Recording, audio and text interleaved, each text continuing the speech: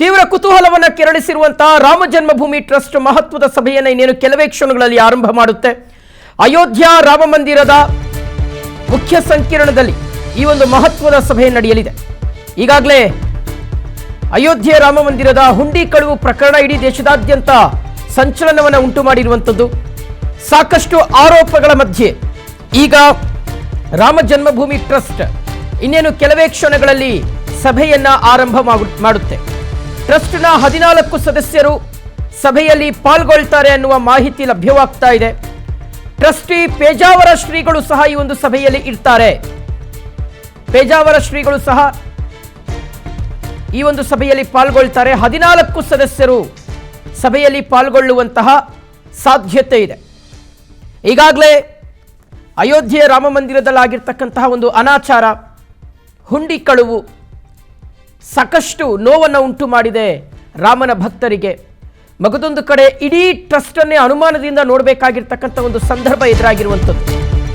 ಹೀಗಾಗಿ ಇದ್ರ ಬಗ್ಗೆ ಈಗ ಸಭೆ ಆರಂಭವಾಗಲಿಕ್ಕಿದೆ. PNS ವಿಸ್ತಾರ ನ್ಯೂಸ್ನಲ್ಲಿ ಟ್ರಸ್ಟ್ ಸಭೆಯ ಅಜೆಂಡಾಗಳನ್ನು ನಿಮ್ಮ ಮುಂದೆ ಇಡ್ತಾ ಇದ್ದೀವಿ. ಅಜೆಂಡಾ 1 ಚಂಪತ್ ರಾಯ್ ಮತ್ತು ಅನಿಲ್ ಮಿಶ್ರಾ ರಾಜೀನಾಮೆಯ ಕುರಿತು ಇವತ್ತು ನಿರ್ಧಾರವನ್ನು ತೆಗೆದುಕೊಳ್ಳಬಹುದು. ಅಜೆಂಡಾ 2 ದೇಣಿಗೆ ಅವ್ಯವಹಾರದ ಕುರಿತು UP ಸರ್ಕಾರ SIT ಅನ್ನು ಏನು ರಚನೆ ಮಾಡಿದೆ ಅದರ ಬಗ್ಗೆ ಚರ್ಚೆ ಆಗಬಹುದು. ಹಾಗೆ ಅಜೆಂಡಾ 3 ದೈನಂದಿನ ಆಡಳಿತ ನಿರ್ವಹಣೆಗೆ ನೂತನ CEO ಅಂದ್ರೆ ತಿರುಪತಿ TTD ಮಾದರಿಯಲ್ಲಿ ಒಂದು CEO ನ ನೇಮಿಸುವ ಬಗ್ಗೆ ಸಮಾಲೋಚನೆ ಆಗಬಹುದು. ಅಜೆಂಡಾ 4 ಟ್ರಸ್ಟ್ 2025-26ನೇ ಸಾಲಿನ ಆಡಿಟ್ ಮಾಡದ ವರದಿ ಮತ್ತು ಬಜೆಟ್ ಅನುಮೋದನೆಗೆ ಸಂಬಂಧಪಟ್ಟಂತೆ ಚರ್ಚೆ ಆಗಬಹುದು. ಅಜೆಂಡಾ 5 ಹೊಸ CEO ಹೆಸರು ಟ್ರಸ್ಟ್ ಸಭೆಯಲ್ಲೇ ಅಂತಿಮಗೊಳ್ಳುವಂತ ಸಾಧ್ಯತೆ ಇದೆ. ಅಜೆಂಡಾ 6 ಟ್ರಸ್ಟ್ ವಿಸರ್ಜನೆ ಅಥವಾ ಸಂಪೂರ್ಣ ಪುನರಚನೆ ಮಾಡುವಂತಹ ಸಾಧ್ಯತೆ ಇದೆ ಅಂತ ಹೇಳಲಾಗ್ತಾ ಇದೆ. ಸೊ ಈ ವಿಚಾರಕ್ಕೆ ಸಂಬಂಧಪಟ್ಟಂತೆ ಇವತ್ತು ಮಹತ್ವದ ಸಭೆ ಇನ್ನೇನು ಕೆಲವೇ ಕ್ಷಣಗಳಲ್ಲಿ ಆರಂಭವಾಗುತ್ತೆ. ಸಾಕಷ್ಟು ಅಂದ್ರೆ ಯಾವ್ಯಾವ ವಿಚಾರಗಳ ಬಗ್ಗೆ ಇವತ್ತು ಚರ್ಚೆ ಆಗುತ್ತೆ ಅನ್ನೋದನ್ನ ನಾವು ಸ್ಕ್ರೀನ್ ಮೇಲೆ ಗಮನಿಸ್ತಾ ಇದ್ದೀವಿ ವೀಕ್ಷಕರೇ. ಇಲ್ಲಿ 2 ವಿಚಾರ. ಒಂದು, ಅಯೋಧ್ಯೆ ರಾಮ ಜನ್ಮಭೂಮಿ ಟ್ರಸ್ಟ್ನ ಉನ್ನತ ಹುದ್ದೆಯಲ್ಲಿದ್ದಂತಹ ಮತ್ತು ಈ ಜನರಲ್ ಸೆಕ್ರೆಟರಿ ಸ್ಥಾನದಲ್ಲಿದ್ದಂಥ ಚಂಪತ್ ರಾಯ್ ಮತ್ತು ಈ ಅನಿಲ್ ಮಿಶ್ರಾ ಏನಿದ್ದಾರಲ್ಲ, ಇವರಿಬ್ಬರು ರಾಜೀನಾಮೆಯನ್ನು ಆಲ್ರೆಡಿ ಕೊಟ್ಟಿದ್ದಾರೆ. ಆದರೆ ಇವರ ರಾಜೀನಾಮೆ ಇನ್ನೂ ಅಂಗೀಕಾರ ಆಗಿಲ್ಲ. ಇವತ್ತಿನ ಸಭೆಯಲ್ಲಿ ಈ ರಾಜೀನಾಮೆಯನ್ನು ಅಂಗೀಕರಿಸಿಕೊಳ್ಳಬಹುದಾದಂತಹ ಸಾಧ್ಯತೆ ಇದೆ ಅಂತ ಹೇಳಲಾಗ್ತಾ ಇದೆ. ಇದೆಲ್ಲದರ ನಡುವೆ ಇಡೀ ಟ್ರಸ್ಟನ್ನೇ ವಿಸರ್ಜನೆ ಮಾಡ್ತಾರಾ ಅಂತ, ಯಾಕಂದರೆ ಟ್ರಸ್ಟ್ ಮೇಲೆ ಅನುಮಾನ ವ್ಯಕ್ತವಾಗ್ತಾ ಇರುವಂಥದ್ದು. 2020ರಲ್ಲಿ ರಚನೆಯಾದಂಥ ಟ್ರಸ್ಟ್ ಅದಾದ ಮೇಲೆ ಟ್ರಸ್ಟ್ನ ಮೇಲೆ ಸಾಕಷ್ಟು ಆರೋಪಗಳು ಕೇಳಿ ಬಂತು. ಟ್ರಸ್ಟ್ಗೆ ಗೊತ್ತಿತ್ತು ಅಲ್ಲಿ ಅವ್ಯವಹಾರ ನಡೀತಾ ಇರ್ತಕ್ಕಂಥದ್ದು, ಅನಾಚಾರ ನಡೀತಾ ಇರ್ತಕ್ಕಂಥದ್ದು. ಆದಾಗ್ಯೂ ಟ್ರಸ್ಟ್ ಸುಮ್ಮನಿತ್ತು, ಮೌನಕ್ಕೆ ಶರಣಾಗಿತ್ತು ಅನ್ನುವ ಗಂಭೀರ ಆರೋಪವನ್ನು ಇವತ್ತು ಟ್ರಸ್ಟ್ ಎದುರಿಸ್ತಾ ಇದೆ. ಹೀಗಾಗಿ ಇಡೀ ಟ್ರಸ್ಟನ್ನೇ ವಿಸರ್ಜನೆ ಮಾಡಿ ಮತ್ತೊಮ್ಮೆ ಟ್ರಸ್ಟನ್ನು ಪುನರಚನೆ ಮಾಡಬಹುದು, ಅಥವಾ ತಿರುಪತಿಯ TTD ಮಾದರಿಯಲ್ಲಿ CEO ನ ನೇಮಕ ಮಾಡುವಂಥದ್ದು. CEO ನ ನೇಮಕ ಮಾಡೋದರ ಮೂಲಕ ಯಾವ ರೀತಿಗೆ ಪಾರದರ್ಶಕವಾಗಿ ಇಡೀ ಟ್ರಸ್ಟನ್ನು ಅಥವಾ ಇಡೀ ದೇವಾಲಯವನ್ನು ನಡೆಸ್ಕೊಂಡು ಹೋಗಬಹುದು ಅನ್ನೋದು. ಯಾಕಂದರೆ ಈಗ ಅಯೋಧ್ಯೆಯ ರಾಮ ಮಂದಿರ ಸಣ್ಣ ದೇವಾಲಯವಾಗಿ ಉಳ್ಕೊಂಡಿಲ್ಲ. ಇಡೀ ದೇಶದಲ್ಲಿ ಸಾಕಷ್ಟು ಸಂಖ್ಯೆಯಲ್ಲಿ ಭಕ್ತರಿದ್ದಾರೆ. ತಿರುಪತಿಯ ಮಾದರಿಯಲ್ಲೇ ಹೆಚ್ಚಿನ ಸಂಖ್ಯೆಯಲ್ಲಿ ದೇಣಿಗೆ ಹುಂಡಿ ಕಾಣಿಕೆಗಳು ಸಂಗ್ರಹವಾಗ್ತಾ ಇದ್ದಾವೆ.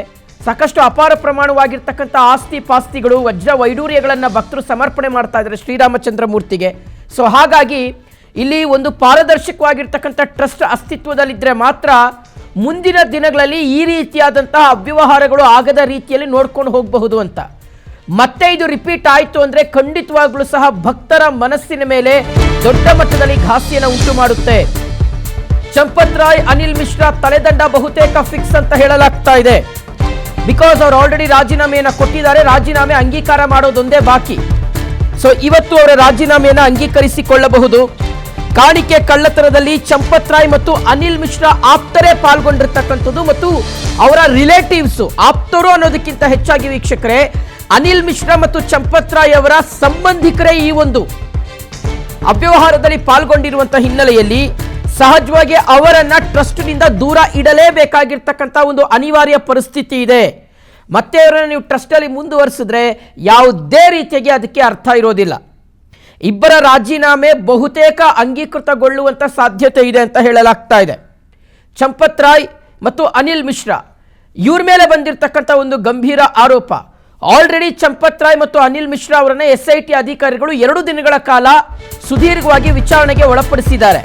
ಇದೆಲ್ಲದರ ನಡುವೆ ಬಜರಂಗ್ ಲಾಲ್ ಬಗಡಾ ಅಯೋಧ್ಯೆ ಟ್ರಸ್ಟ್ನ ಹೊಸ ಪ್ರಧಾನ ಕಾರ್ಯದರ್ಶಿ ಆಗುವಂತ ಸಾಧ್ಯತೆ ಇದೆ.